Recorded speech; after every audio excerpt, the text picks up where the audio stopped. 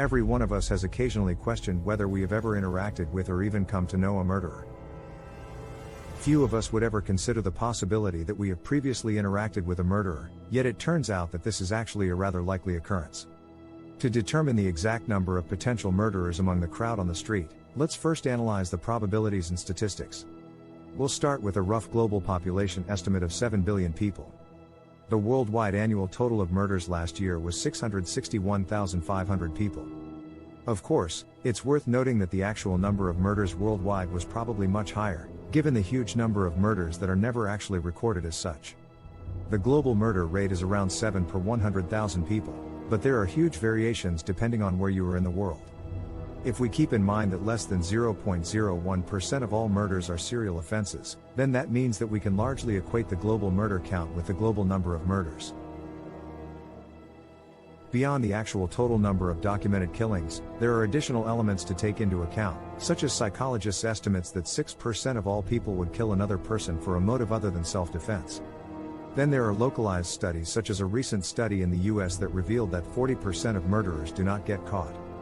The average murderer only kills one person, and the number of new people you walk past every day on average varies largely person to person. All of this means that, actually, there are probably a lot of murderers walking among us. It is these factors which have led to the calculation that, in your lifetime, you are likely to walk past at least 16 murderers, providing that you live in an average-sized city. Some estimates even say that we walk past 36 murderers in our lifetime. But what about actually meeting a murderer, rather than simply passing them on the street? Some researchers have put the odds of meeting a murderer at 1 in 750. There is also a wealth of anecdotal evidence to suggest that it is far from impossible that you will one day meet a murderer if you haven't already. Around 2% of all US murders are committed by serial killers.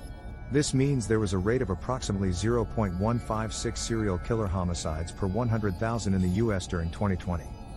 This equals a 1 in 645,000 chance of being murdered by a serial killer. To put this into perspective, during the same year, car crashes resulted in 11.7 deaths per 100,000. This made your chances of dying in a car crash much higher, approximately 1 in 8,547. But this risk isn't spread equally. Some people are more at risk than others.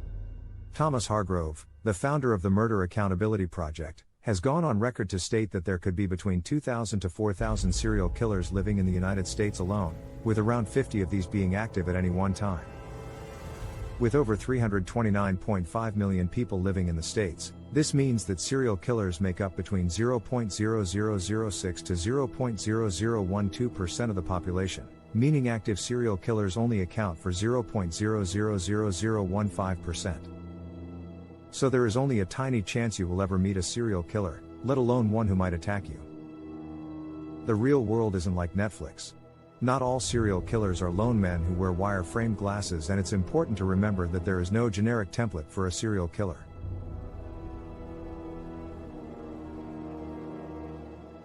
However, there is some research that gives us a bit more information about these killers.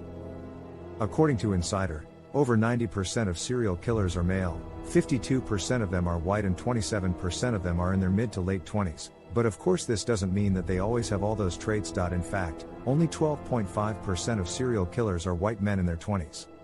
If you compare this to regular murderers, there are some similarities. For example, men committed 7 times more homicides than women in 2020, and the most common age of those committing murder was between 20 to 29.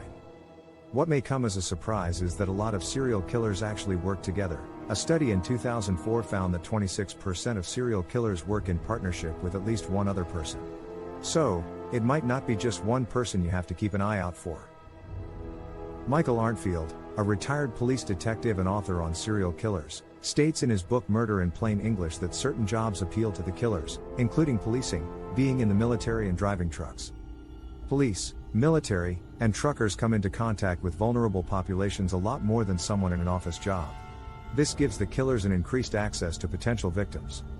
Countless people have shared their stories of close encounters with some of the world's most sinister murderers, often only realizing how close they had come to potential death after the person they met had been arrested. One famous example is Pam Prine, who had a close shave with death when serial killer Ted Bundy asked if she could use her umbrella to walk him to his car during a rainstorm. Bundy lured unsuspecting female victims to his car in isolated places, but in the days before Bundy's global notoriety, Pam Prine had no idea. Only after walking several blocks to an isolated part of town did she realize that something might be wrong. Bundy saw the look of concern on her face and tried to grab her, prompting Prine to flee to safety.